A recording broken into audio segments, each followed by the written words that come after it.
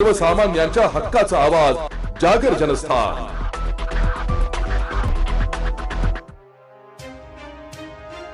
Iran Israel संघर्षामुळे खनिज तेल, एलपीजी आणि सीएनजीच्या पुरवठ्यावर परिणाम होऊ लागलाय।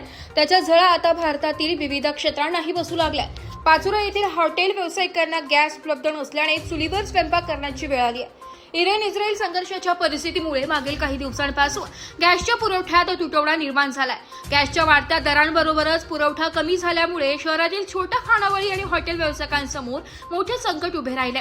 पाचोरा येथील तब्बल 11 वर्षांपासून खवयांची भूक भागविणाऱ्या शालिमार हॉटेलवर आता चुलीवर स्वयंपाक करण्याची वेळ आली आहे। गॅस मिळत नसल्याने लाकडे गोळा करून जेवणाची तयारी करण्याची वेळ मालकांवर आली आहे।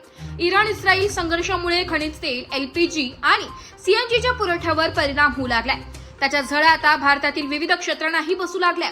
जळगाव जिल्ह्यातील पाचोरा शहरातील हॉटेल आणि खानावळ व्यवसायावरही या परिस्थितीचा परिणाम जाणवू लागला असून गॅस अभावी काही ठिकाणी व्यवसाय ठप्प होण्याची भीती व्यक्त केली जाते।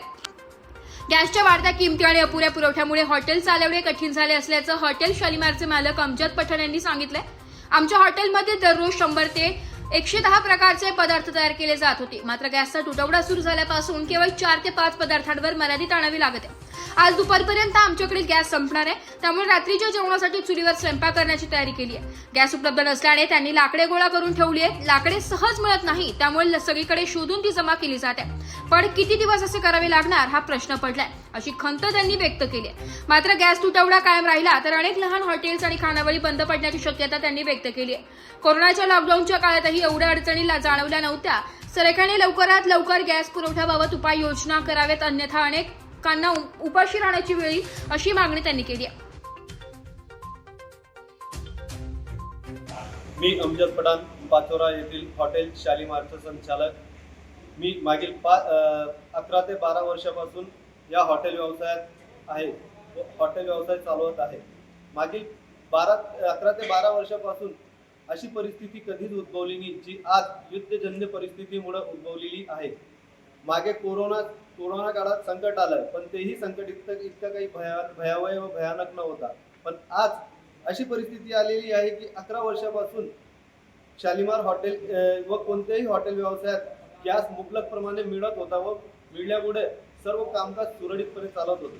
पण आज कमर्शियल गॅसचा तुटवडा झाल्यामुळे व युद्ध आंतरराष्ट्रीय पातळीवरती युद्ध उद्भवल्यामुळे आपल्याला वाटत असेल की फक्त ते आंतरराष्ट्रीय पातळीवर आहे, परंतु आज महाराष्ट्रातील ग्रामीण भाग पाचोरा येथे जी परिस्थिती उद्भवलेली ती आज तुमच्या समोर आहे।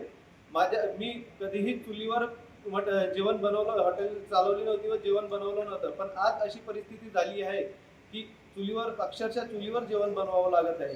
गॅस संपलेला आहे। तसेच माझ्यावर अवलंबून राहणारे कमीत कमी 15 ते 18 असा माझा हॉटेल स्टॉप असून हे पूर्ण हॉटेल व्यवसायावर अवलंबून आहे। हे तर फक्त माझं एक हॉटेल आहे, असे महाराष्ट्रात कित्येक हॉटेल असतील, सर्व महाराष्ट्रभर किती हॉटेल असतील, किती असे बेरोजगार तरुण होणार असतील, तरी या तरुणांना रोजगार मिळावं व यांचं उदरनिर्वाह भागावं, यांच्या मागे यांचा परिवार आहे। तसेच किराणा दुकान आहे, चिकन आहे, मटन आहे, या सर्व एक हॉटेल व्यवसायावर अवलंबून असणारे व्यवसाय आहेत। तरी शासनाने जर याच्यावर लवकरात लवकर दखल घेतली नाही तर लवकरात लवकर हे हॉटेल व्यवसाय बंद होतील आणि येणाऱ्या काळात खूप मोठी परिस्थितीला सामोरं जावं लागेल।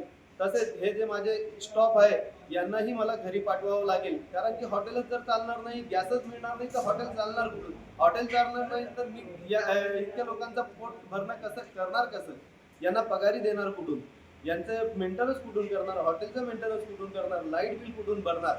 तर ह्या परिस्थितीत लवकर आटोक्यात येण्यासाठी माझी विनंती आहे, महाराष्ट्र गव्हर्नमेंटला माझी विनंती आहे की लवकरात लवकर याच्यावरती तोडगा काढावा आणि कमर्शियल गॅस आम्हाला मुबलक करून द्यावा।